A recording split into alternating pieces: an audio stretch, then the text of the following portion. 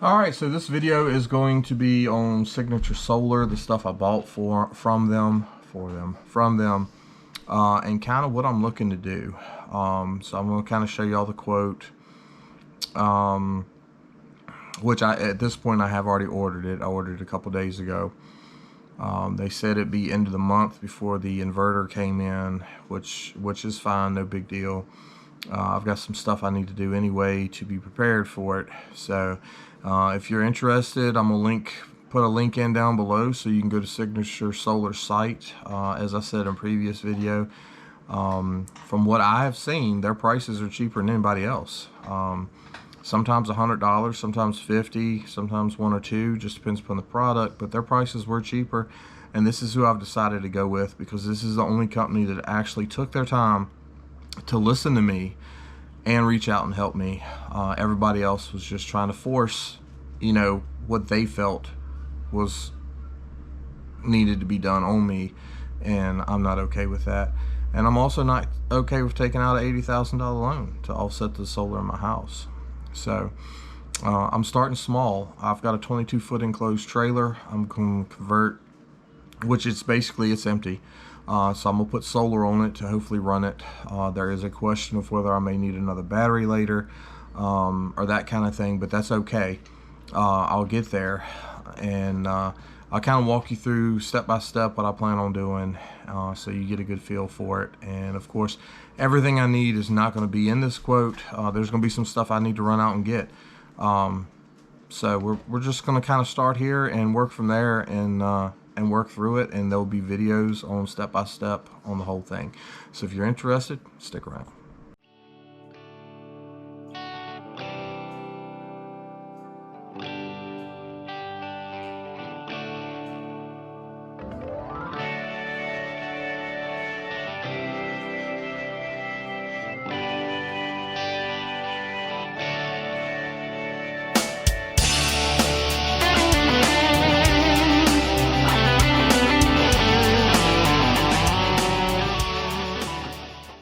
Alright, so I'm going to apologize because the lighting is not the best right now, but I wanted you to get some idea of what I'm doing. So if y'all been following me for a while, Scrapping with Grandpa on YouTube, absolutely great dude. I've been down to see him quite a few times. He said he had no need for this trailer no more. He cut me a great deal. I bought it from him, hauled it back up from South Carolina, and now it's mine. So this is what I'm gonna put solar on, and I'm gonna kind of give you a quick walk around because the sun's going down, so you know exactly what I'm trying to do and that kind of thing. So starting off, I was like, okay, I'm gonna put a generator on here and that kind of thing, which would run everything I need to run, no problem. I'm probably still gonna put one. My thoughts is to mount it here, run the wire down and underneath and back up on the other side of the wall from the generator. But as I got to checking stuff, I was like, I don't want to run a generator all the time. I'd like to be able to sit out there at events and be quiet. So I want to start taking this to races and rodeos and all kinds of things, and making coins for people and doing stuff like that. So with that said, this gives you some idea of what I'm trying to put it on and what I'm trying to do, and that's the main reason why I put this little clip in here, so y'all had an idea what I was doing. So there's a couple lights in the top. It runs off a battery if you needed to be in there doing something or find something, and different things here and there and that kind of thing. But we're going to completely revamp this whole thing. It's going to be in stages over time, and hopefully in the next month or so I will have this up and going. I plan on having a generator. I plan on having solar, and I also plan on having a hard line so I can plug in. So like if I went to a campsite, I could plug into the 30 amp service and I'd be good. If I'm not, I've got my solar.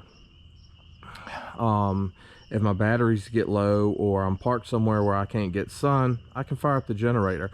So I'll be taken care of all the way around on power and won't have to worry about anything.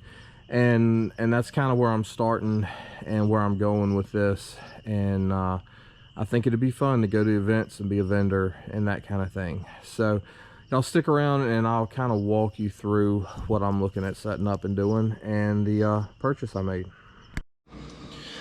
All right, so now that you've kind of seen the project of what I'm looking at doing, you can kind of follow and that kind of route. So my purchase, of course, you're going to look at my purchase and you're going to be like, wow, that's expensive, and I understand that, but I overdo stuff, and I'm pretty sure most of y'all know me. Y'all know that I overdo stuff. I don't ever want to have an issue. I don't want to overwork any of my equipment. So I tend to go above and beyond for a couple of reasons. Number one, if I want to expand later, if I need more, I can. It's there. You know, it's not a big deal. Number two, my equipment doesn't have to work as hard. So if I put up an inverter that can only handle 600 watts and I'm working the crap out of it, it's going to fail. You know, it's only going to last so long working as hard as it can work, because you're creating heat. Cold and heat for electronics, they don't hold up. You overheat windings, sooner or later they burn through and short out. You overheat your boards, solder and stuff fails. You know, so you don't want to overwork stuff. Now, I mean, if you're in a pinch, you need to go cheaper, go cheaper. I could have bought an inverter that was half the price of what I bought, that would have ran that with probably no problems, but it was only 110. I want the capabilities of 220, just in case. I want to be able to split the loads evenly. I don't want one side of my inverter working harder than the other side. I want to kind of keep everything equal, spread out on the bus bars and that kind of thing. So being that I'm oversizing my inverter, which actually this inverter uses less power than the smaller one when it's in standby mode, which is kind of important if you're running on batteries. If it can be on standby and only using 30 amps, then why would you want the one that's using 50 amps and it's even smaller when it's in standby, not doing anything? You know, so I think in the long term it's going to pay for itself regardless, and it also makes it so it's not going to be working as hard. It'll run 220. Now it's not going to run a huge 220 load, you know. Would it run, say, some burners on the stove? Probably, you know. Probably even a stove, if you want to do a stove, that kind of thing, as long as you're not maxing out a bunch of other stuff. But if you're trying to do washer, dryer, or a dryer, stove, you know, it's not going to do it. It's going to go into shutdown, saying you're pulling too much power. So I went with the company. We'll start off. Company said they don't ship, because I was going to go 4 panels, and they're like, we don't ship anything less than 5. So I went with the AnySolar 370W mono solar panels, and I went with 5 because that's what I needed for them to be able to ship to me, and they're like 91 bucks a piece. Really not bad at all. Solar panels have come way down from what they used to be. So, you know, that's $450, $500. You got your disconnect isolator switch from your panels to your inverter, because anything that goes into your inverter you want to disconnect on the outside, for multiple reasons. We'll just go with the simple one. Let's say something goes bad in the inverter, I need to send it back, or I need to replace it, or I decide to go bigger, or whatever the case may be. If there's disconnects on the outside, I can disconnect each thing, pull the inverter, and there's no power anywhere on any of this. It's all disconnected, so it's safe. You don't have to worry about your kids coming in. You don't have to worry about you doing something else and brushing up against it. You don't have to cap it. You don't have to, you know, you're safe. There's nothing to worry about. And safety is always first. 100% always first. You know, it's nothing worse than you being responsible for hurting somebody else, and, you know, just the thoughts that you deal with, you don't want to deal with that. So that makes it so you need to be safe. So 25 foot of 10 gauge copper PV wire. So this is going to be from the panels to the inverter. And I'm gonna go through setting them up, how to set up your panels, different ways of setting stuff up, and that kind of thing. So when we get to that point, we'll be at that point, and we'll go through that. But 25 foot, and they've got 50 foot, but I think 25 foot for a 22 foot trailer, I should be good. $40, not a big deal. So 1 gauge battery to inverter. So this is going to be your wire from your batteries to the inverter. They're going to be 1 gauge. They do make a stand for, or they did, maybe I should say, for your batteries, because they're stackable rack batteries. I just like those the best, as opposed to getting one huge battery that takes care of everything. Because well, let's break it down. Let's say 2 batteries will run me. Well, I'm probably going to go with 3. Multiple reasons. Number one of the batteries goes bad, I've still got 2. I can send the other one off to be replaced, and I can still keep running. You know, it doesn't shut me down. But biggest reason is the batteries are set up off of charge discharge. So it's like 7,000 cycles are what these are set up for. So at 7,000 cycles, that's about 15 years, whatever. And that's, I think it, don't quote me on this, I'm not 100% sure, but it's like full charge to 80% discharge, I think. Some of them may be down to, I think full charge to 20% left. Some of them may drop to 15 or 10. But that's what it's set up on, is how many times you can do that and make it. So a lot of people will build their system according to that, and then if you end up without light or whatever, and you've discharged your batteries, now you're without power. So you want to overachieve on a lot of things in life, but you want that extra as a just in case. Maybe you have a cloudy day, maybe it storms for a week, maybe whatever, you know what I'm saying?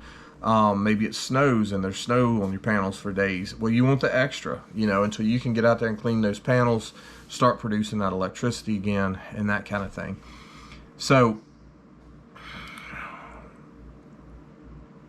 I think where I was at is I want more. They make racks for them. Just basically just slide them in a rack, hook it to the bus bar, good to go. Well, the racks for their 3 batteries they're out of right now. So I'm probably going to just build a rack, or if they've got something coming in that's going to replace the one that they had. But if it's not in time, I'll build my own rack. Not a big deal. So I got the battery wire. I got the bus bars.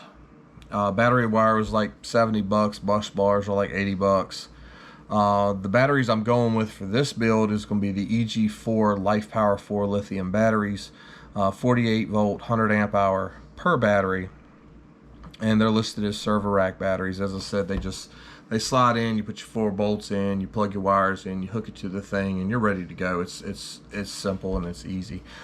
So bus bars are like 80 bucks. Batteries are like 1,260 a piece. And then we're going to go with the inverter. Inverter is like 1,500. It's the EG4 6000 XP off-grid inverter. So it can take a max of 8,000 watts in and put a max of 6,000 watts out. So as I said, I just wanted to go above and beyond. This gives me 220 capability, 120 or 240 volts. It's a split phase all-in-one. This inverter is not really designed to put power back out on the grid. So if you're using it for your house, again, these are a lot cheaper than the 18Ks. So with that said, they won't take and produce as much power. So you have to figure out what your end goal is, where you're trying to go when you're buying stuff. I'm not trying to put power back out. I'm just trying to be a self-contained unit, handles itself, that kind of thing. So this is like perfect for me. If I was building my house, I'd have to decide, am I putting power back out, trying to get the electric company to pay me, or am I just being self-contained? Because that determines which I'm going with. It also makes a difference on batteries too. So the EG4 6000s, you have to have at least 2 batteries to run it. If you don't have 2 batteries, it won't operate. It's just the way it was built and it was designed and set up. The 18K doesn't need batteries, so you can pull your power in from your solar panels, put it to your house, and put it out on the grid and get paid for it. But you're pulling from the grid at night because you don't have batteries. It's a give and take. It depends on where you want to go, because you figure 4,500 for each 6,000 EG4 6000 you get. That's going to be kind of your minimum. And I'm just quoting off the top of my head here. I don't have the exact numbers or whatever, but you figure 2 batteries is 3,000. It's 1,500. So, you know, $4,500, or the 18K is 5,000 by itself, and you don't need batteries. You just have to decide where you want to go. Do you want to build your grid, use your inverter, put stuff out and get stuff back and let it be a wash and add batteries later? Or do you want batteries now, so you're pulling from your stuff and not the line at night? And do you not even want to put out, you know, onto the line? So that's stuff you have to decide, and things you have to think up and figure out. Makes a big difference, and you kind of need to know where you're headed before you start. Reach out to somebody like me, or Signature Solar. Absolutely outstanding customer service from my dealings. I already made an order and had to change it, and they took care of it like immediately. I called them the next day. I was like, hey, I placed this order last night, I need to change it. They're like, okay, no problem. They went in, they're like, give me about 3 minutes. They were probably back with me in a minute and a half. They're like, okay, done, taken care of, let's reorder. They listened to what I wanted, helped me build and make decisions from my knowledge and where I wanted to go, and helped me build what I needed and explained why. And absolutely great customer service. I have absolutely no complaints. And their prices seem to be, you know, cheaper than other places. So with that said, I did say something about a generator, didn't I? So they have it's listed here as EG4 48 volt.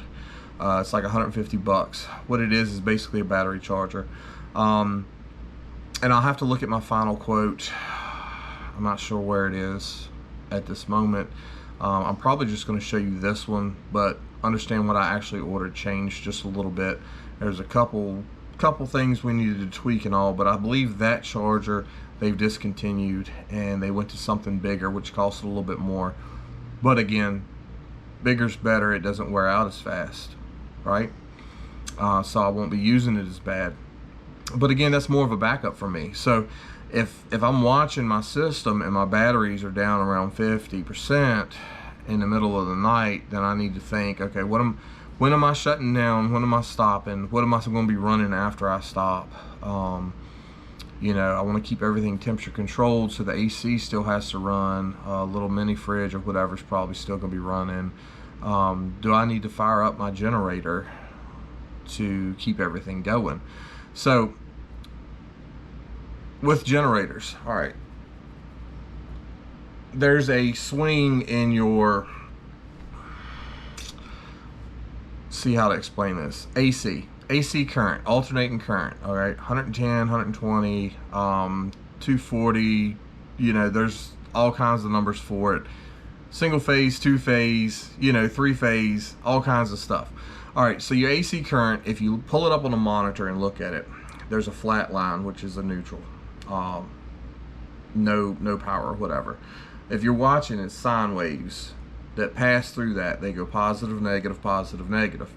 So your generator creates that as it's spinning through magnetic fields and that kind of thing. That's basically how a generator works. Just a little information if you don't know.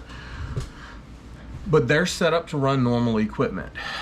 You have to pay extra for a generator if you want it to be a generator inverter, which keeps that sine wave even closer and less play in it, I guess. So you want less than a 3% swing at your top and bottom to keep everything running even, and it's less of a surge. If you go this route, which the lady explained to me, I don't really have to worry about it. So the generator powers the charger powers the batteries power the inverter. So if I start getting low on power, I can go out there and fire up my generator and start adding power back to the batteries and back to the system, and I don't have to worry about running out of power that way.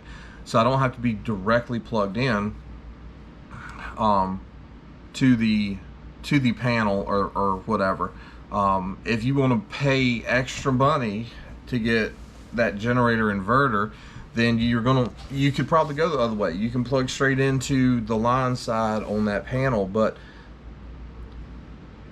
this eliminates me having to worry about something going bad in the generator and its harmonics, coming off and then damaging my panel.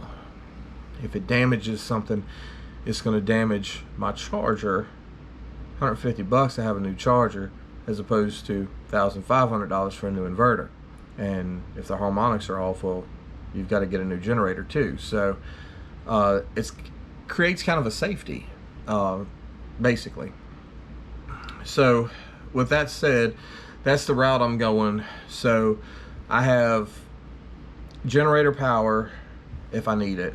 I have solar power that I will use for pretty much everything, and I'm also going to have a landline power where I can plug in to a campsite or a 30 amp service at the house that I've created, or whatever, depending on where I am and what I'm trying to do.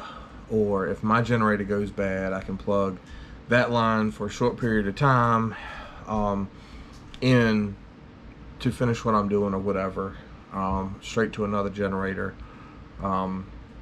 whatever I need to do. So my thoughts are, when I have it parked at the house and I'm not at events, I'm going to hook that landline power in, that way I'm not cycling my batteries when I'm not actually using it. So that would charge my batteries, have everything tip-top shape. I'm gonna have to keep that air conditioning going and heat going in that trailer, because this is for events. I need, especially during the summer. Winter, I may pull the stuff out, but you don't want your batteries falling below a temperature. You don't want them getting over a certain temperature. Shortens the life of them. Same thing for the computers that'll be in there. Same thing for the refrigerator and the heat pump. I say heat pump. The heat and AC system I'll have. Same for the 50-watt laser I plan on putting in it. That kind of thing. So you want to kind of maintain a steady temperature in that trailer. So if you're not going to use it for 6 months or something, well, yeah, you can pull all that stuff out and not have to worry about it.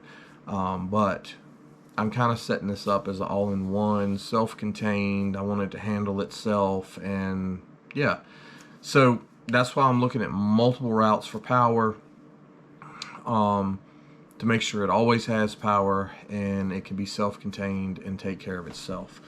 So with that said, I'm going to probably just kind of print this. I'm not even going to print it. I may just spin y'all around and let you look at the quote. Yeah, so let's do that. Hang on just a second, and I'll show you the actual quote. Okay, so this is the actual quote. So this is the solar panels, 370 watt mono solar panels. They're $91.39 each.